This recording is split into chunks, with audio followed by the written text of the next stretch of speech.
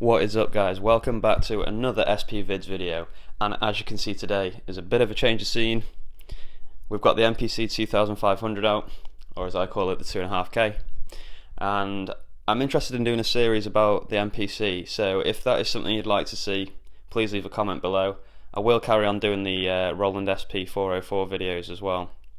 I just think it'd be quite cool, as I've got an MPC, to do some similar videos where it's just basically like tricks and tips of how to improve your beats. So leave a comment below if that's something you'd be interested in seeing. As well, leave a comment below if it's something you're not interested in seeing. If you want me to just focus on the Roland videos, just let me know. Because basically, guys, I'm only making these videos for you to help you, so I want to make the content that you want to see. Anyway, to kick off this series, which may or may not happen, depending on whether you want to see it, I'm just going to show you a quick tip about laying out your drum samples to make drumming easier. And one of the things I've noticed recently is that playing double bass drum beats on one pad is a lot harder than this method that I'm going to show you, which is really simple. Basically, all I've done is put the same bass drum sample on both of these pads,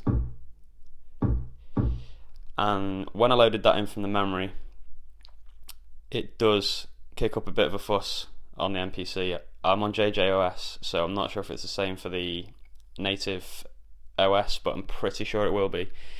It will say, you've already used this file, do you want to replace it or do you want to rename it? So I've just had to rename it. I just put a 2 on the end, so base 2 it's called, just so your MPC knows that they're separate files.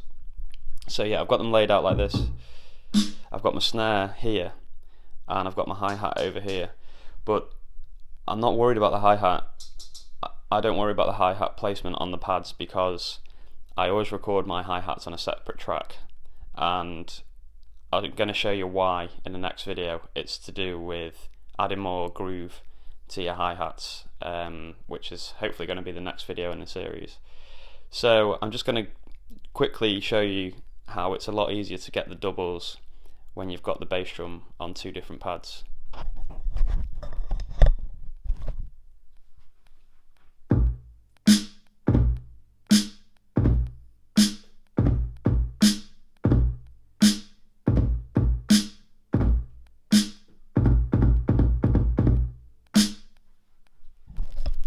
So there we go, guys. As you can see, it's so much easier to play like that, and that's coming from myself, who I've been a drummer for, well, I was a drummer for 4 or 5 years back in my teens, and I do know how to hold the beat together, but when I'm finger drumming, that is a lot easier to do.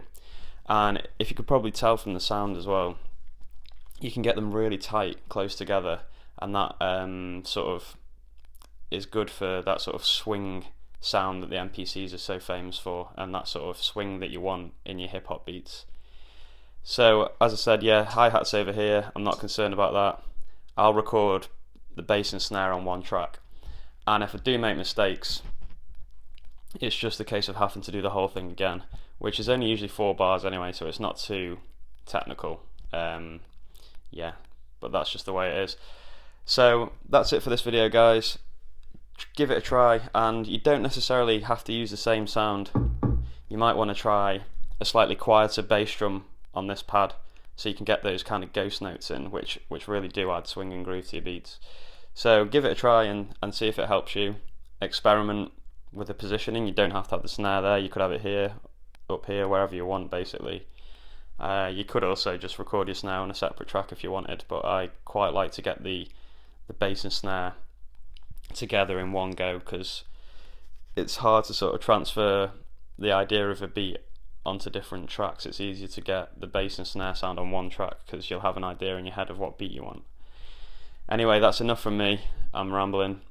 I hope this helps you out, guys, and keep making beats, and I'll see you soon.